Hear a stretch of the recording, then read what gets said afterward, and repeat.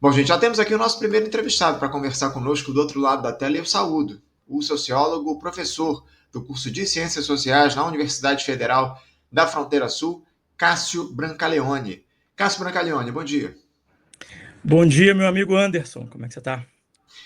Tudo bem, Cássio, tudo bem. Começando a semana aqui com tudo para a gente tratar dos temas importantes relativos à política aqui no nosso país e também situações envolvendo os Estados Unidos, o presidente Donald Trump, enfim, a gente vai, obviamente, destrinchar isso tudo daqui a pouquinho, mas eu queria começar, Cássio, com uma análise tua a respeito do seguinte: o governo Lula tem aí pouco mais de 2 anos e meio desse terceiro mandato, avança em meio a tropeços, a disputas, a, enfim, questionamentos.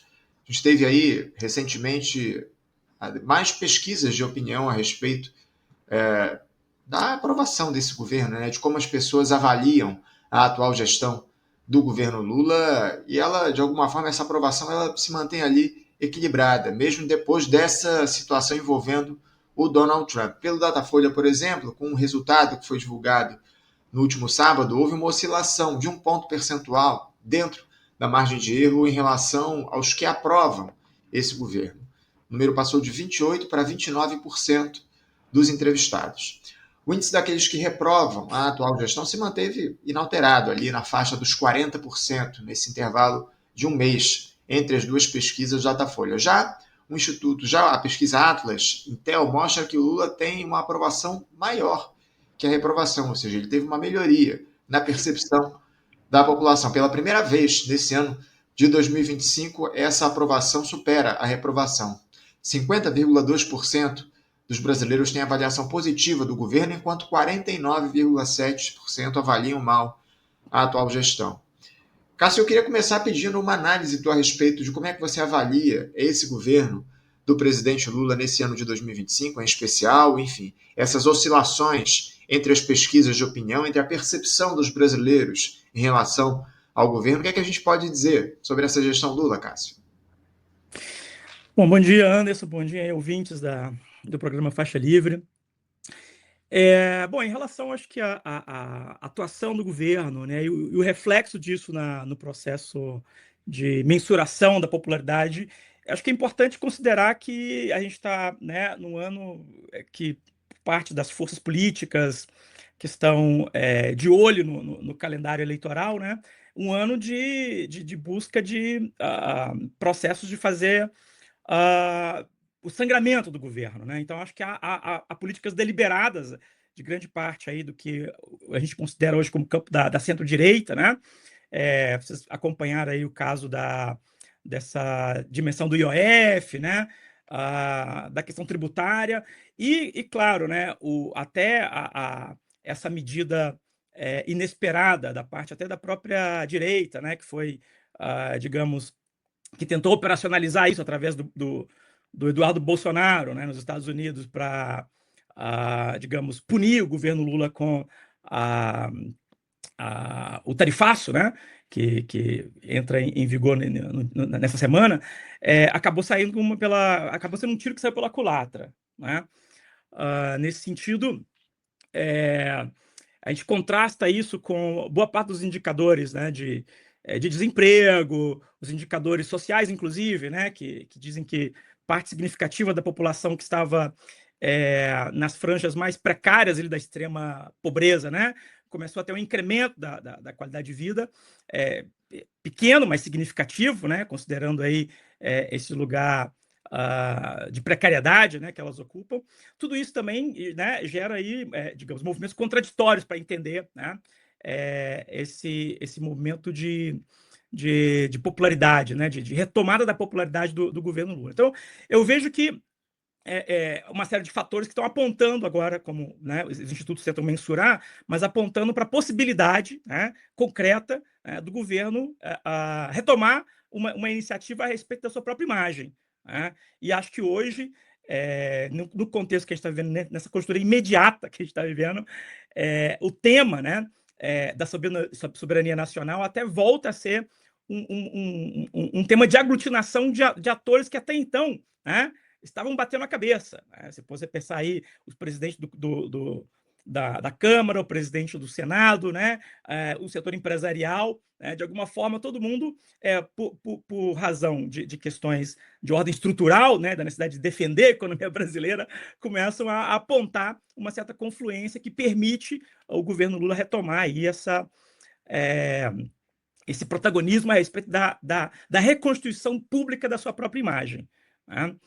Então, apesar do governo, né, em razão de uma série de medidas de ordem econômica e política, né, encontrar certas dificuldades, ah, objetivamente vinculada à coalizão política, né, que ele tenta sustentar, né, para garantir a governabilidade.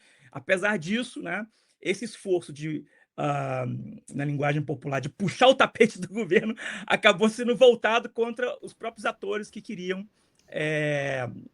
digamos, instrumentalizar, né, essa política externa de um outro governo, né, para atuar em causa própria, ou seja, através do desejo de conquistar aí esse movimento da anistia, né? Sem dúvida alguma. A gente está em ano pré-eleitoral, temos aí em 2026 um processo bastante difícil que a gente vai enfrentar pela frente, eleições gerais, enfim. O presidente Lula se coloca como postulante, aliás, já tem uma série de pesquisas aí mostrando que o presidente, o Lula, se reelegeria, aqui com muitas dificuldades, inclusive, no ano que vem, caso se mantivesse o quadro atual. Estamos aí há mais de um ano no processo eleitoral, muita coisa pode mudar até lá, mas o fato é que o governo, enfim, ele vem enfrentando dificuldades diante de um Congresso absolutamente conservador, mas, obviamente, e acima de tudo, eu diria, por conta das próprias escolhas que foram feitas pela atual gestão, escolhas pela dita governabilidade, enfim. A gente vai, ao longo desse nosso papo, falar um pouco a respeito disso. Cássio, eu já queria entrar logo, talvez, no tema mais importante do momento aqui no nosso país, né? Porque nas últimas semanas a gente tem acompanhado essas declarações e ações duras do presidente dos Estados Unidos, Donald Trump, também de figuras próximas a ele, contra o governo brasileiro, contra o ministro do Supremo Tribunal Federal, Alexandre de Moraes, em uma defesa aberta do Jair Bolsonaro, atentando contra a soberania do nosso país. A gente tem falado muito, obviamente, isso aqui no programa, a gente tem repercutido muito isso no Faixa Livre ao longo das últimas semanas, mas eu queria ouvir a tua análise, Cássio, a tua interpretação a respeito dessa ofensiva do presidente dos Estados Unidos contra o Brasil, enfim, como é que você avalia, qual é o cálculo que o Trump faz nessa defesa ao Jair Bolsonaro, ao mesmo tempo em que ele questiona o governo brasileiro e as nossas instituições? Pois esse é um tema certamente que está atravessando, né, as nossas reflexões aí, né, em diversos espaços, né, de convívio, não só espaço acadêmico, né, mas as pessoas têm perguntado e conversado sobre isso, né, nas ruas, né, nos espaços de encontro, nos jantares familiares, e de fato há um certo esforço de tornar esse terrorismo tributário, esse terrorismo tarifário do governo Trump, em um fator de produção de um fato social de mobilização. Na verdade, o modus operandi, né, da extrema esquerda, desculpa, da extrema direita, né, associada a toda essa política, né, do ativismo digital, das redes sociais em geral, está associada nessa capacidade de produção de efeitos, né? Efeitos imediatos, efeitos práticos de indignação, né? De indignação moral frente a algum fato que tende a ser reconstruído como absurdo, né? Então, o terrorismo tarifário do governo Trump é um pouco essa ideia de que o Brasil está sob ameaça, né? Enfim, perder a possibilidade de retomar o crescimento econômico, de garantir, né, o equilíbrio, né, das suas contas públicas em razão, né, de segundo o discurso, né, trumpista e direitista, né, em razão de estar operando numa margem, digamos, extralegal, né, com a instrumentalização do poder judiciário para perseguir os patriotas, né, e para levar, né, o ex-presidente Bolsonaro, né, para a prisão. Então, há todo um discurso que opera nesse campo que é muito típico, né, dos movimentos de esquerda, que é o campo da resistência, né, o campo da crítica às instituições dominantes, né, que a extrema-direita conseguiu capturar e que, de alguma forma, né, graças à capacidade de sensibilização que é potencializada pelo uso das redes sociais, tem um efeito prático e um efeito realidade. Né? Agora, o que você me pergunta, que é o cálculo Trump em relação a isso, é um cálculo primário, né? Um cálculo, eu diria até, é um cálculo inconsequente, né? Porque, ou seja, é uma forma de fazer política que está baseada em atos pirotécnicos, em atos que tentam, de alguma forma, simular, né, esse efeito incendiário, que é o efeito que garante adesão, que garante, de alguma forma, uma identificação imediata e catártica, né? Catártica com um evento de gravidade que está nos perseguindo, que está nos assediando. Né? Porém, né, o que é mais surpreendente, né, e aí, por isso, um cálculo primário, né, é que essa concertação, né, do Eduardo Bolsonaro, né, dos bolsonaristas, da extrema-direita com Trump, para chantagear politicamente o governo brasileiro, né, diante dessa reivindicação de anistia, né, que a extrema-direita tem feito como sua pauta principal desde o 8 de janeiro, né, essa movimentação ela produziu um efeito inverso, ou está produzindo um efeito inverso. Né? Isso que é o mais incrível. Né? Aliás, toda concertação, toda atividade política do governo Trump, na verdade, ela pode ser lida, né, nessa chave de um governo que está supostamente em defesa, né, entre aspas, né, dos interesses nacionais dos Estados Unidos, né, mas que produz, né, consequências que depõem contra, né, a própria tradição política dos Estados Unidos de, né, garantir que seus interesses sejam entendidos como prioritários do resto do mundo. Né? Então, assim, é uma política de circo. Né?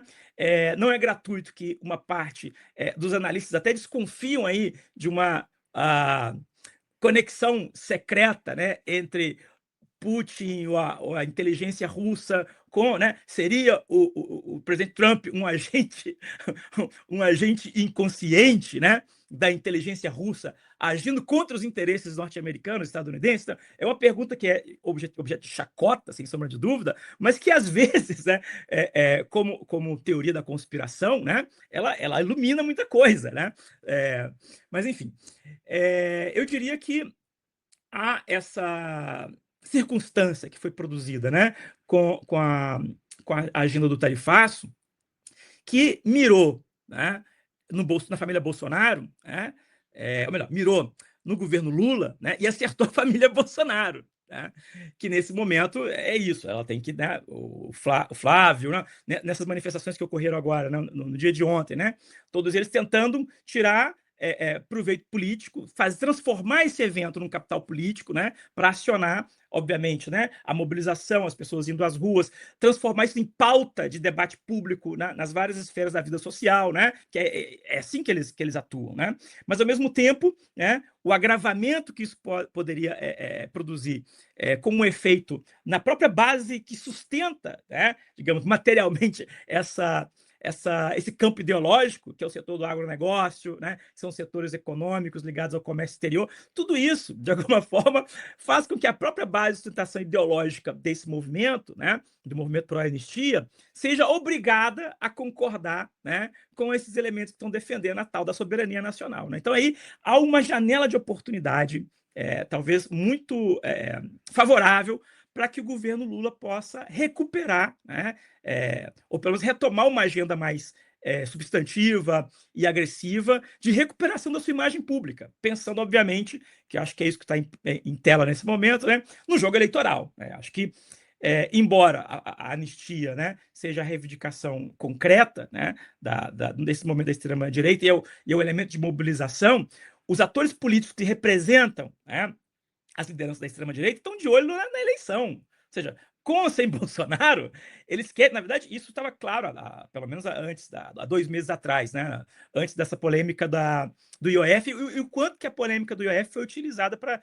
esses fins. Né? Ou seja, como fazer com que nas eleições de 2026, né, a extrema-direita ou a centro-direita tenha maioria no Congresso Nacional, Câmara e Senado. Era esse o cálculo. E para mim continua sendo. né? Mesmo que a anistia seja a figuração discursiva que produza, né, aglutinação e mobilização, né, e chame a atenção e ocupe a mente dos manifestantes, né, o interesse por trás de tudo isso, ou pelo menos que mobiliza e estrutura isso, é manter a base ativa, manter a base mobilizada, manter o discurso, o debate, né, as preocupações da agenda da extrema-direita, né, visíveis, para que isso seja convertido num saldo eleitoral em 2026. Tá? Então, acho que aí, nesse sentido, é difícil dizer exatamente se eles estão, né?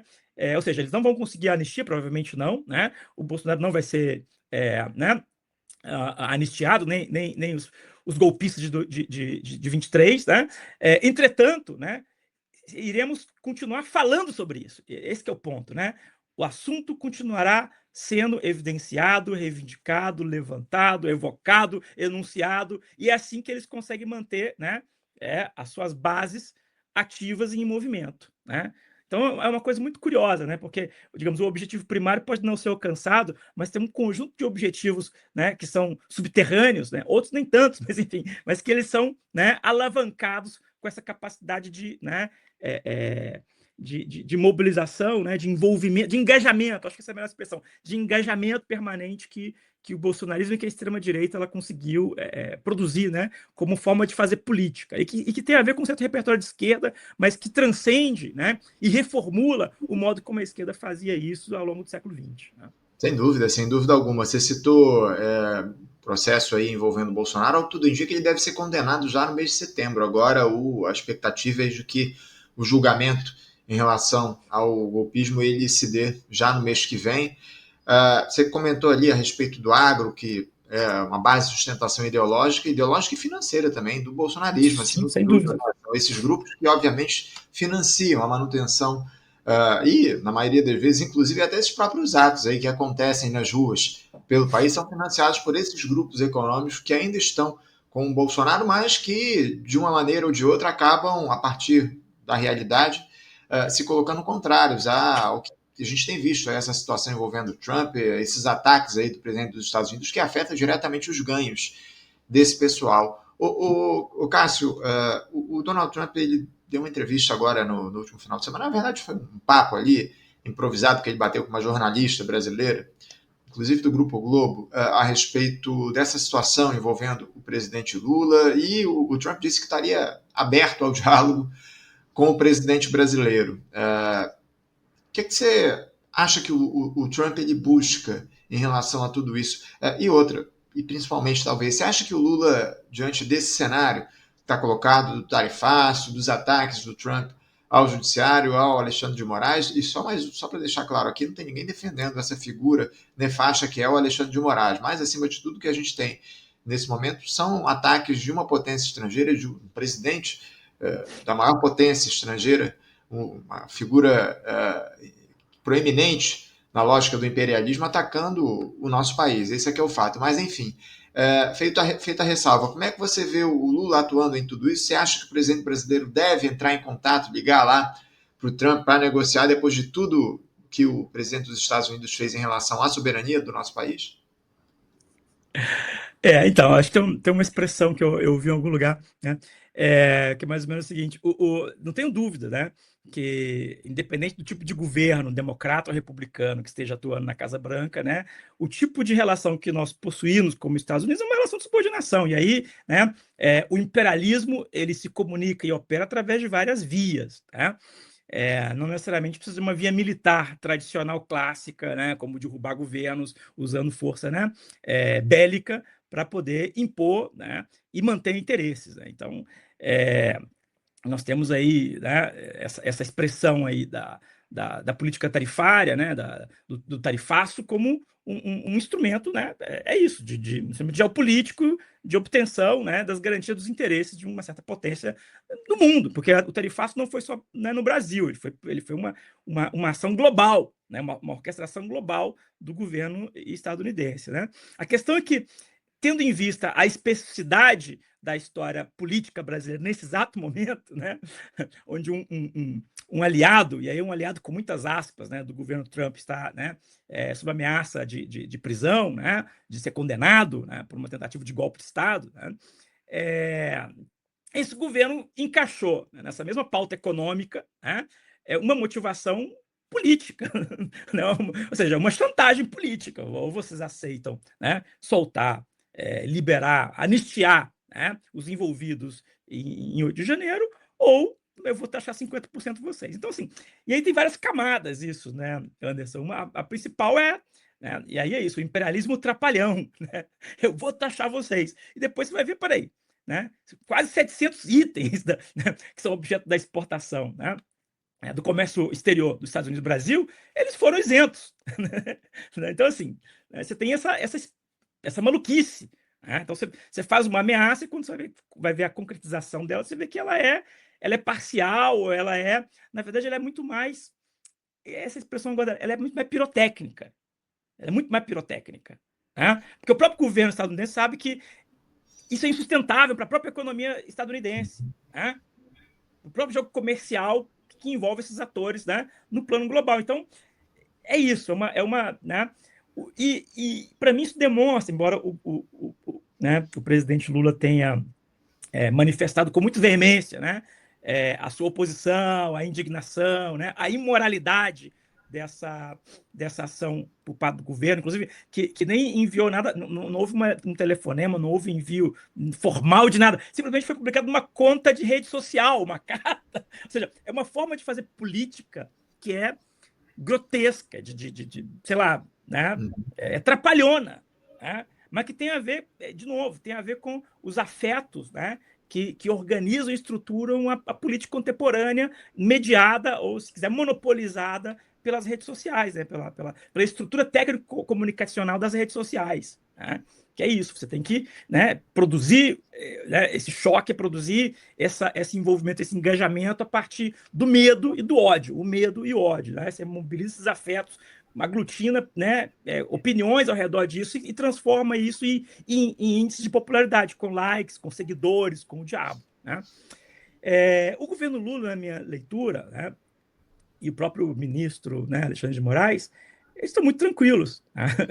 Acho que eles entenderam um pouco que, né, a inviabilidade, a insustentabilidade, até as últimas consequências desse tipo de ações, né? Bom, depois vocês vão discutir ali o caso do Moraes, né, com o próximo convidado, mas isso é insustentável. Então, a diplomacia brasileira, desde o primeiro momento, ela negocia, o papel da diplomacia, e o próprio governo tem esse caráter, né, digamos, negociador, tem essa aura negociadora né, que vem lá do Lula, do mundo sindical, né, enfim, de conciliar interesses antagônicos e garantir que isso se converta em saldo, né, político. Né? Então tem essa forma muito particular do modo petista de governar, né? Ou do modo lulista, se quiserem. Então eu vejo que, assim, independente, né, se o governo deve ou não telefonar para o Trump, entrar em contato, o governo objetivamente está fazendo sistematicamente isso. A diplomacia brasileira está, né? A Câmara Comercial está, os empresários brasileiros estão, né, tentando garantir que aqueles produtos que ainda não foram, né? Porque é isso, tem um conjunto de produtos que não foram, que não foi tributado. Né? Então a questão é, tá aí os outros que foram tributados. Então há um esforço ainda de conseguir, né, compatibilizar essa agenda, né, né, para que o comércio possa fluir como estava fluindo. E um outro movimento paralelo a isso, é bom que a gente nem tocou nesse assunto, mas assim, é importante dizer, né, uma das motivações também importantes, inclusive, muito significativas do tarifaço, não foi só a capacidade de mobilização dessa grande figura da política brasileira, que é o Eduardo Bolsonaro, né? Esse estadista exemplar que estava ali com seus aliados. Não, né? Ou seja, tem também a questão dos BRICS. Né? Então, você tem aí uma agenda econômica do próprio governo brasileiro e dos governos do chamado Sul Global, né? Que também está incomodando muito o governo Trump, né? A ideia do Mercosul também. Então, assim, essas possibilidades de fóruns econômicos, né, que se descentram da economia do dólar, né, ou da economia dos Estados Unidos, se quiser, mas de toda forma se fala também de moedas que possam favorecer esse fluxo comercial para além do uso do dólar como moeda internacional, né? Então tudo isso incomoda o governo Trump e eu vejo o tarifaço também como um esforço de dizer, olha, peraí, nós somos aliados de vocês, onde é que vocês estão indo? Né? Esse negócio de China, de Índia, de Rússia, né? Então eu acho que é bom evidenciar isso também.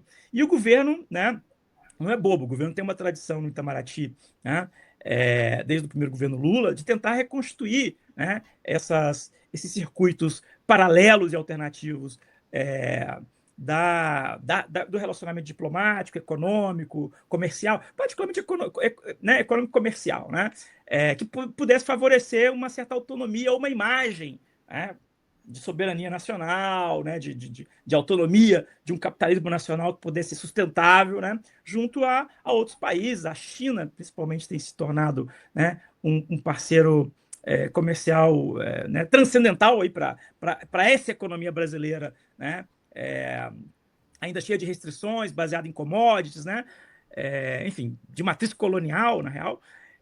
A China está ocupando esse papel também com os próprios Estados Unidos, né? Então, na arena econômica, essa relação de interdependência ela é muito complexa, ela é muito complexa, né? E acho que o governo brasileiro, sim, ele tem plena condição de conseguir que esses produtos que foram tarifados, que eles consigam, né, tipo café, né, consigam um outro mercado, porque há mercado global, né, para os produtos que a gente, né, que operam na nossa cesta né, na nossa cesta comercial, né? Então, bom, é isso que eu penso a respeito da questão.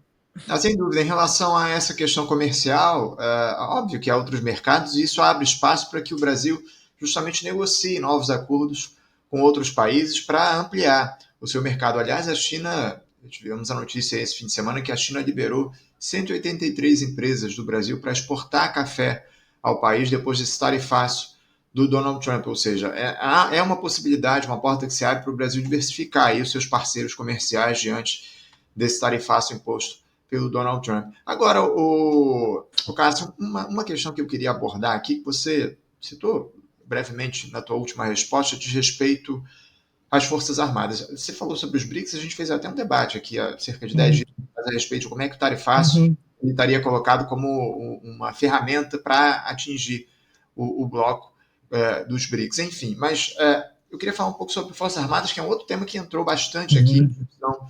no nosso programa. A gente conversou com o professor Manuel Domingos Neto em 2 ocasiões aqui na semana passada para falar um pouco sobre os militares. Enfim, eu não tenho visto ninguém, nenhum representante das Forças Armadas, um alto general, se posicionando em relação a essas ações do Donald Trump, especialmente aqueles militares mais ligados ali à extrema-direita. O Superior Tribunal Militar até se posicionou contrário ao republicano ao longo desses últimos dias, em defesa da soberania nacional, mas o STM falou alguma coisa. Eu não vi figuras ali do alto escalão das Forças Armadas se posicionando em relação a isso. Essa postura mais, sei lá, recuada, digamos assim, dos militares em um momento onde os Estados Unidos, que têm ligações íntimas com as Forças Armadas brasileiras, enfim, dialogam muito, fazem ações, inclusive aqui no Brasil em conjunto. Os militares eles estão buscando. Não, aliás, eles estão de alguma forma buscando atentar contra nós. Esse atentado que está sendo empreendido pelo Donald Trump, ele está ligado apenas a essa ofensiva do nosso judiciário em relação ao golpismo, com uma série de oficiais aí, às vésperas de serem presos. Como é que você vê essa posição das Forças Armadas em relação ao tarifaço, aos ataques à soberania do Donald Trump, em meio a esse caldeirão no qual as Forças Armadas estão colocadas, os militares, nesse momento? Ações na justiça questionando a atuação dessa turma no governo Bolsonaro, enfim. Esse silêncio dos militares em relação às ações do Trump, o que é que isso está? Isso se conecta a quê no cenário político no nosso país? Anderson, a retórica patriótica e nacionalista dos militares brasileiros sempre foi uma retórica vazia, né? Um discurso, né, cosmético. A gente Aliás, tem uma tradição, que também não precisamos falar muito disso, mas tem uma tradição militar umbilicalmente golpista. A República nasceu de um golpe militar, né? Os militares sempre estiveram envolvidos com os interesses dominantes das oligarquias, né, regionais, e muito rapidamente, né, as Forças Armadas brasileiras, elas se converteram num expediente subsidiário das Forças Armadas dos Estados Unidos. Isso aí né, em termos de treinamento na Escola das Américas, golpes militares, equipamento, know-how, ou seja, né, instrução para tortura. Nós temos aí uma série de evidências históricas muito bem documentadas a respeito da formação, pelo menos dessa faceta, né, moderna do século XX, do que é as Forças Armadas, do Exército Brasileiro, da Marinha, da Aeronáutica. Então tem essa, digamos, esse condicionamento, né,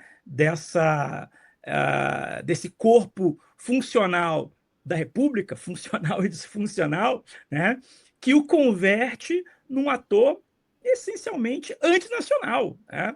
E acho que não precisa nem ser nacionalista né, de carteirinha para entender isso, né? Nesse exato momento que a gente está conversando aqui, existem bases, né, estadunidenses operando em várias partes do mundo, inclusive do Brasil, né, campos de treinamento, né, o Exército Brasileiro e o Exército estadunidense estão treinando em regiões do sertão brasileiro agora, nesse momento, né? Então, é louco isso, porque são regiões, inclusive, que estão sendo afetadas, né, sei lá, a produção de manga, né?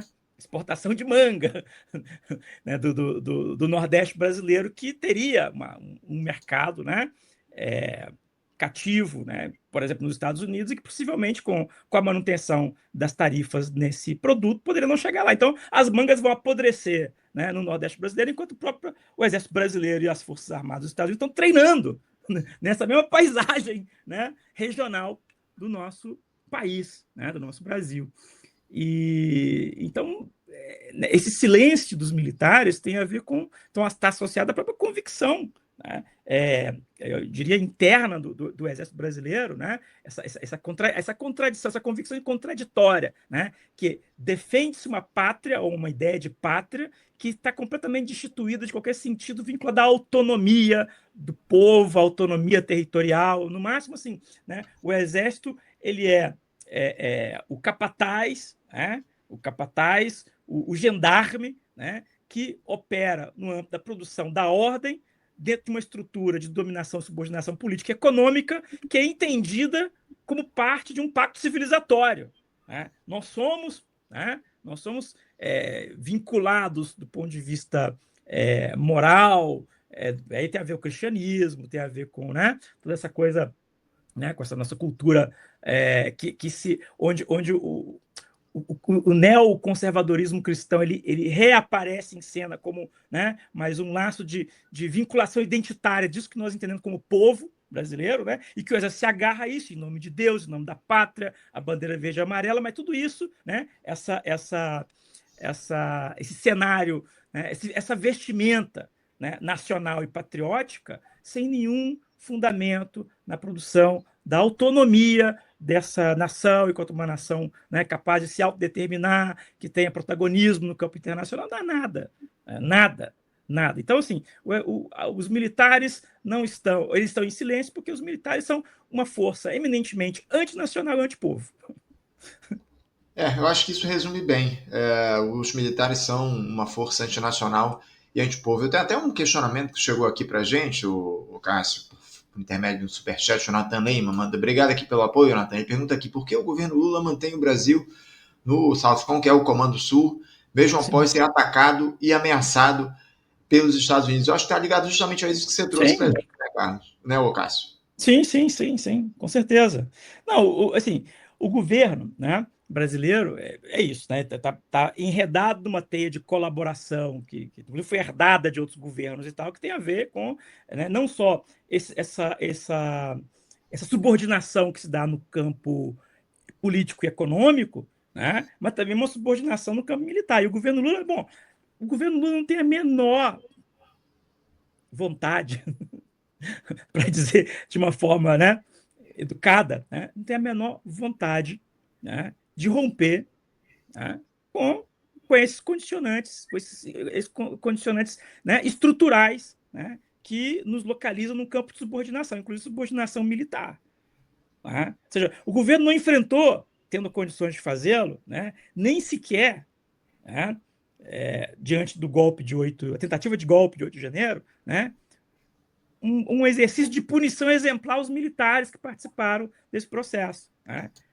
Ou seja, que tem a ver com reforma das escolas militares, que tem a ver com intervenção no campo da indicação de comandantes, seja, mexer na estrutura organizacional disso que é uma força pública, né, subordinada ao poder civil, né, que são as Forças Armadas. Então, se o governo não faz isso, né, quando que o governo vai tentar desativar, né, essa vinculação com o Comando do Sul, né, e com o conjunto de políticas de colaboração com o Exército dos Estados Unidos? Esse governo, nunca.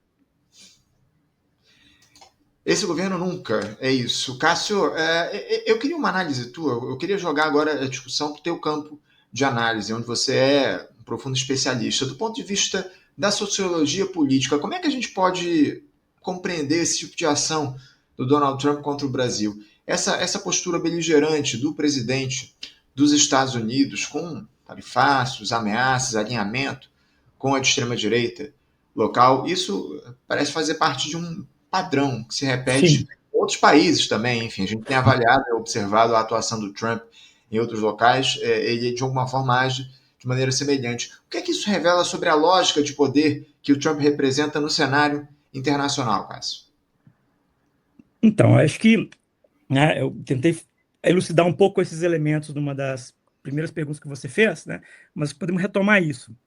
Acho que o Trump, né, na paisagem política do século XXI, o Trump é um representante muito exemplar, né, de um certo modo de operar, né, o poder político, né, através da mediação, né, dos poderes técnico-comunicacionais, né, ou seja, como, de alguma forma, garantir a hegemonia, garantir manutenção das grandes estruturas de dominação, né, através desse movimento de preenchimento da nossa vida, né, pelo algoritmo, né, pela mediação das redes sociais. É isso, nossa vida cotidiana, nossas relações de trabalho, de afeto, né, de relacionamento familiar, tudo nesse momento que a gente está conversando aqui, estão atravessadas e organizadas pelas redes sociais,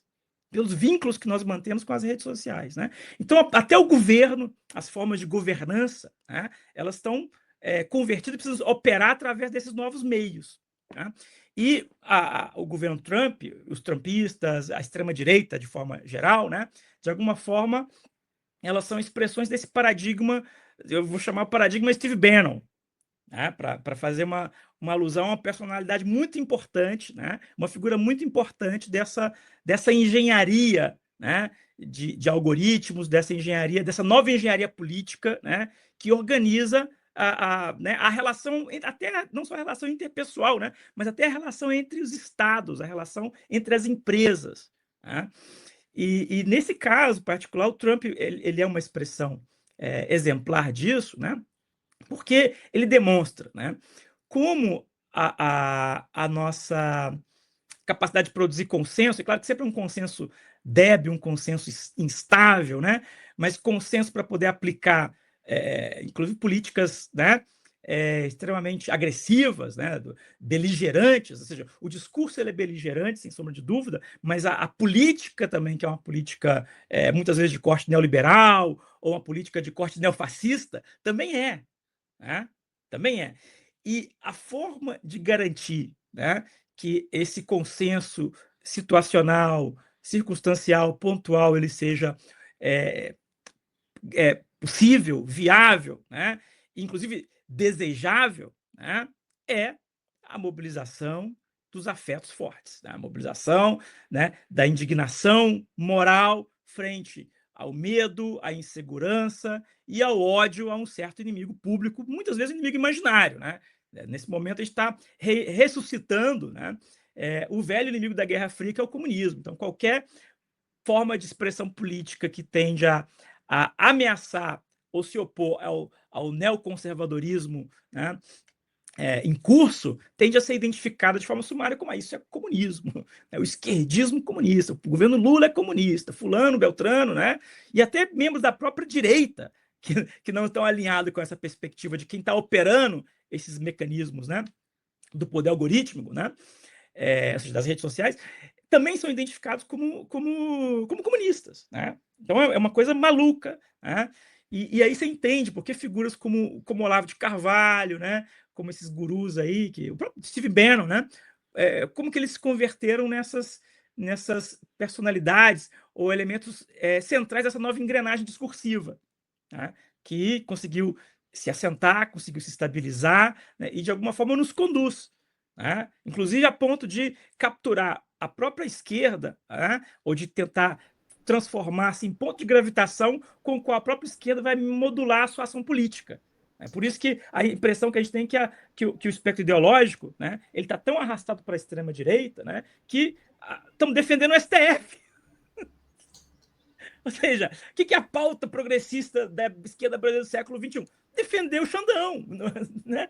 Então, assim, esse malabarismo, né, que à primeira vista parece impenetrável de compreender, porque esse malabarismo ele está ofuscado por uma série de ações pirotécnicas que a extrema-direita é extremamente hábil para fazer, então a gente não percebe, ele é imperceptível. E ele eu vou dizer, intencionalmente produzido para ser imperceptível. Aí que está o paradigma Steve Bannon, entendeu? Como conduzir o imaginário político, né, contemporâneo em torno, né, ao redor de determinados valores que são fundamentais para o desenvolvimento e radicalização de uma certa agenda política, econômica, cultural que favoreça, né, a recuperação da hegemonia desses setores que foram, entre aspas, ou que se dizem, né, despojados do poder, né, setores patriarcais, misóginos, neofascistas, né? Então, uma retomada tecno-neoconservadora, né? Uma ofensiva extremamente né? Forte, extremamente tempestuosa, né? Que está em curso e que está sendo bem sucedida, porque, de novo, né? Vou dizer, o tarifaço, ele não é viável. Segundo, né? Ele não vai alcançar o seu objetivo discursivo elementar, que é anistia geral para os golpistas, né? Entretanto, ele vai se converter em trend, ele vai se converter em fato que vai né, desencadear uma série de ações, tipo, né, garantir que as pessoas saiam para as ruas, 30 mil pessoas. Não é um ato grande, mas 30 mil pessoas é um ato significativo. São 30 mil conservadores que estão pedindo coisas como intervenção militar, que defende tortura, que tal. Gente, não é pouco. E não é só São Paulo, é Rio de Janeiro, é Brasília, é Goiânia, é Porto Alegre, é Curitiba. Então, assim, não nos iludamos que a coisa está tranquila. Não está. Né? Não está. E nesse malabarismo, nessa pirotecnia, é que eles ganham, que eles nos vencem, porque ao conseguir fazer com que esses assuntos, esses temas continuem sendo reproduzidos na vida cotidiana das pessoas, né, comuns, que é isso, eles não estão falando para o sindicalista, eles não estão falando para a pessoa organizada em movimento social, embora eles produziram seu próprio movimento social, inclusive com treinamento e com dinheiro vindo do exterior, é bom dizer, teve uma ação orquestrada para criar organizações de extrema-direita, não só no Brasil, mas em várias partes do mundo, né? E no caso brasileiro é isso, assim, a mensagem que é disseminada, ela está tentando chegar naquelas pessoas que não têm nenhuma vinculação direta com militância política, com isso que a gente tem como militância política, mas que ao mesmo tempo se converte numa base de sustentação ideológica, política, cultural, né, de uma visão de mundo que vai aplainando, né, e vai reduzindo o nosso horizonte político, né, para aquele negócio que né, esses valores ligados a uma economia neoliberal, né, que destrói a natureza, né, que quer restabelecer valores vinculados ao mundo patriarcal. É isso. É uma espécie de restauração de um mundo decadente, né, mas com uma roupagem tecnocientífica, porque essa galera está vinculada com o Vale do Silício, com o smartphone, com a inteligência artificial. Né? Então enfim, uma É preocupante. Sem Para dúvida. tentar economizar palavras aqui. É preocupante. Sem dúvida, muito preocupante, muito preocupante. E diante disso, eu queria até trazer a notícia da manhã, viu, o Cássio? Saiu agora aqui nos principais portais de que o Marcos Duval, o senador, instalou, o Alexandre de Moraes mandou instalar uma tornozeleira eletrônica no Marcos Duval após aí chegar lá dos Estados Unidos. Enfim, a notícia da manhã a gente vai seguir repercutindo aqui. Só vou ler aqui o lead da matéria. O ministro Alexandre de Moraes do Supremo Tribunal Federal determinou a instalação de tornozeleira eletrônica ao senador Marcos Duval, do Podemos do Espírito Santo, após o congressista retornar de uma viagem aos Estados Unidos feita durante o recesso. A medida foi cumprida pela Polícia Federal no Aeroporto Internacional de Brasília na manhã desta segunda-feira, logo após o desembarque do senador. Duval deixou o Brasil em julho, utilizando um passaporte diplomático que permaneceu com ele mesmo após uma ordem de entrega do documento. A apreensão dos passaportes do senador havia sido determinada em 2024, quando Moraes identificou sua suposta participação em um grupo responsável por promover ataques a investigadores da Polícia Federal que atuam em inquéritos envolvendo aliados do ex-presidente Jair Bolsonaro. A notícia da manhã desta segunda-feira, Marcos Duval é outro aí que está com Uhum. a eletrônica instalada, não é só o Jair Bolsonaro. E isso, obviamente, vai acabar se repetindo. Aliás, há quem diga que, caso o Eduardo Bolsonaro coloque os pés aqui no Brasil, ele vai rapidamente ser preso aí pela Polícia Federal. Enfim, vamos aguardar aí os próximos episódios aí o Eduardo Bolsonaro, que conspira abertamente Uhum. o país lá dos Estados Unidos. Cássio, eu queria aproveitar que você citou esses atos do bolsonarismo, que, mais uma vez, eu repito o que você disse, inclusive, não podem ser minimizados diante do que a gente tem visto.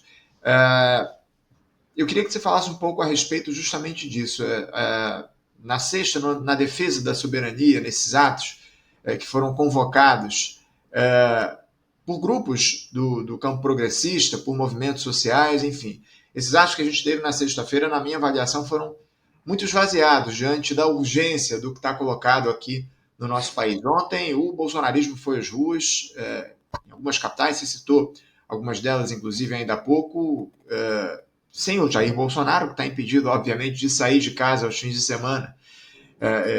Ainda que não tenha mobilizado todo aquele contingente de pessoas que já mobilizou em outras ocasiões, especialmente durante o próprio governo do Bolsonaro, me parece que esses atos ainda reuniram mais gente que os que aconteceram na sexta-feira em oposição à extrema-direita. Você citou aí esse ato em São Paulo. No ápice desse ato, tínhamos ali mais de 36 mil pessoas nas ruas. A gente não conseguiu reunir esse contingente de pessoas nos atos que a gente fez aqui na sexta-feira por todo o país em defesa da soberania. Cássio, é possível dizer que o Bolsonaro ainda mobiliza mais que a esquerda? E por que esse fenômeno ainda se dá diante de toda a investida que há da institucionalidade para punir os crimes cometidos pelo Bolsonaro, a tentativa de golpe empreendida pelo ex-capitão? Por que o bolsonarismo, a extrema-direita, ainda mobiliza mais do que a esquerda? Uhum. Bom, eu acho que parte dessa resposta também eu tentei, né, reconstruir com argumentos a respeito do modo como se estrutura, né, o modus operandi da política contemporânea vinculada, né, à engenharia de algoritmos, às redes sociais. Então, a extrema-direita, ela não só tem mais afinidade com esses recursos e com essa linguagem, né, como essa linguagem, esses recursos, eles beneficiam, de certo modo, quem opera, né, na lógica, né, da economia da atenção, que está vinculada com a mobilização de afetos fortes, como o ódio, o medo, né, enfim, o ressentimento, né, uma política do ressentimento, né, da beligerância. Então, é isso. Acho que tem um elemento estrutural que boa parte das pessoas que estudam, né, a política contemporânea, como a Letícia Cesarino, né, o Pablo Rosa, enfim, entre outros companheiros aí do meio acadêmico, né, tentam evidenciar, né, e explicar, né, essas mobilizações. Então, acho que isso é evidente, né, de certo modo. Por outro lado, né, por que a esquerda não consegue operar nessa agenda de mobilização que a extrema-direita surfa? né, que a extrema-direita domina. Né, porque também a extrema-esquerda, a extrema-direita, cadê a extrema-esquerda? Não tem ainda, né? Está por aí perdida, né? Mas vai voltar um dia. A esquerda ela está associada a grupos organizados tradicionais que tem uma série de críticas que podem ser feitas, né? Organismos burocratizados, a UNE, a CUT, né? O MST, o MTST e por aí vai, né? Que tem abrangência nacional, que tem trabalho de base, que tem uma estrutura, inclusive, né? Com uma tradição organizativa de mobilização, né? Super significativa, importante e relevante, a despeito das divergências político-ideológicas, né? Mas que estão sofrendo ataques sistemáticos há pelo menos, sei lá, 50 anos. Né? Então, a gente tem também aí um processo de produção sistemática do descrédito para a ação coletiva vinculada ao mundo sindical, ao mundo dos movimentos sociais, que está surtindo efeito, que isso fatalmente surtiria efeito, e estamos vendo isso hoje. Né? Então, ao mesmo tempo que a extrema-direita, ao mesmo tempo que a extrema-direita, que é beneficiada, né, pela engenharia algorítmica, né, e que sabe navegar, que tem afinidade e fluidez com essa linguagem, a extrema-direita também é produto, isso é importante dizer, de um processo artificial de gestação. Né?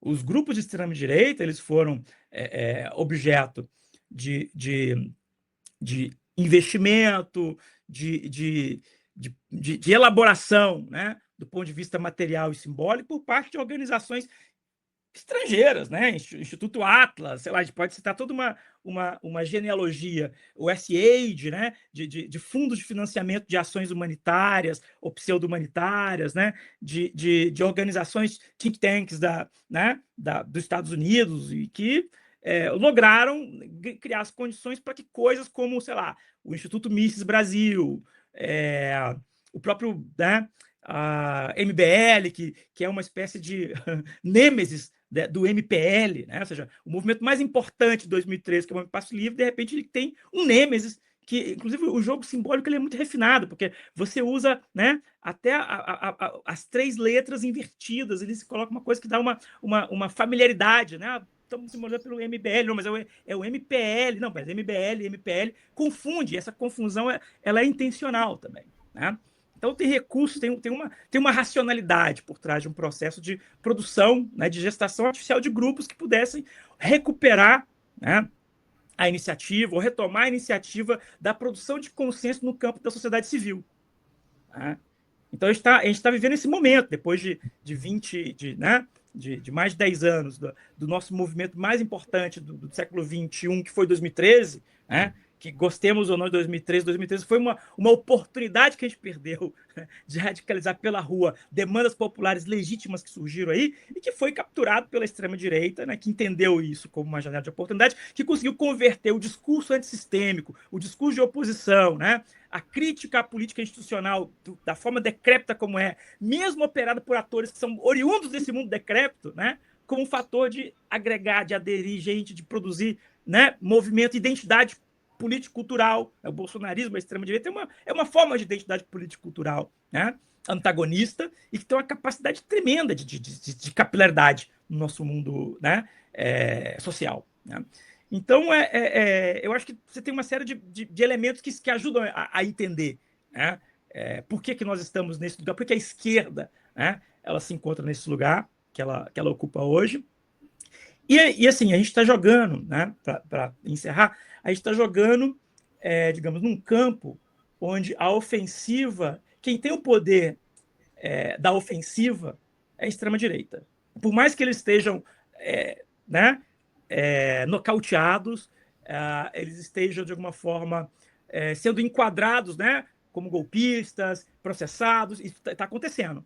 E acho que é inevitável, você citou o Marcos Duval, essa galera vai usar joelheira sim, tá? Mas não se iludam, né? Usando joelheira, sendo, né, condenados e tal, o movimento continua.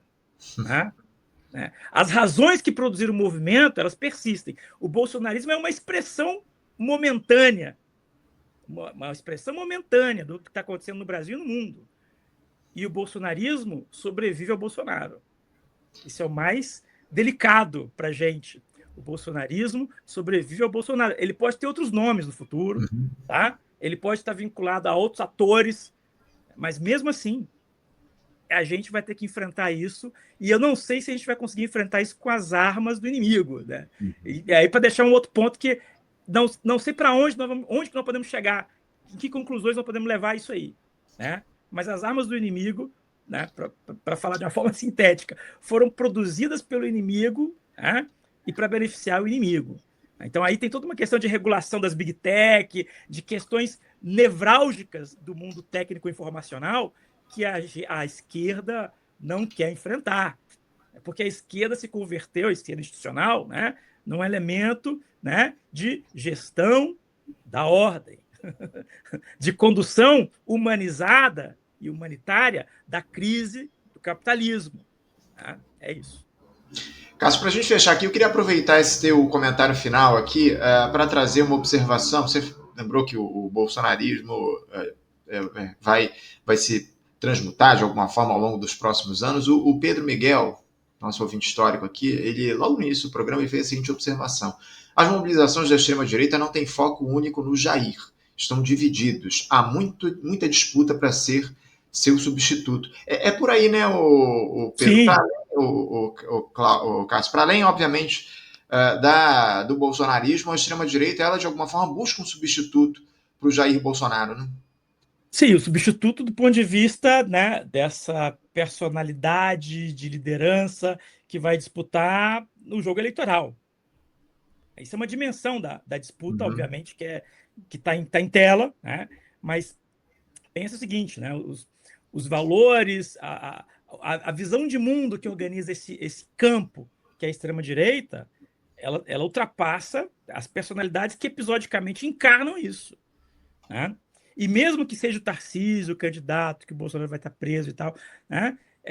E existam, obviamente, divisões, né, que organizam, né, o modo como o Putin, né, conquistar o Estado, conquistar, né, o poder econômico, como que o Putin vai ser dividido entre os atores que estão, né, orquestrados para alcançar esse objetivo. Para além disso, né, existe uma cultura, pronto, uma cultura de extrema-direita, uma cultura que ela tem traços complexos, né, que envolve neoliberalismo, patriarcalismo, colonialismo, enfim, né, uma série de questões que fazem parte do nosso momento político contemporâneo. Né? E é isso que eu acho que mesmo que o Bolsonaro desapareça, que o Tarcísio desapareça, que existam disputas internas entre essas figuras, né? Esse caldo cultural da extrema-direita, que é proto-neofascista, se quiser chamar assim, né? Neotécnico conservador, sei lá, a gente pode inventar um monte de nome para isso, mas esse negócio continua, né? Continua presente. E aí varrer isso do nosso horizonte político, da nossa atmosfera, né, entre aspas, democrática, do nosso ambiente democrático, isso vai custar, né, isso vai tomar muito tempo, muito esforço, muito empenho da nossa parte. Não tenha dúvida, é o desafio que está colocado para esse momento. Cássio, eu quero agradecer muito a tua presença aqui com a gente no Faixa Livre, abrindo a semana no nosso programa. Obrigado mais uma vez por você estar aqui conosco, que a gente volte a conversar em breve aqui sobre os temas importantes da política nacional e internacional. Obrigado pela tua presença, desejo um bom dia e o meu desejo um abraço forte. Um abraço, querido, tudo de bom aí, boa semana pra gente. Tchau, nós, até a próxima. Conversamos aqui com Cássio Brancaleone. Cássio Brancaleone, que é sociólogo e professor do curso de Ciências Sociais na Universidade Federal da Fronteira Sul.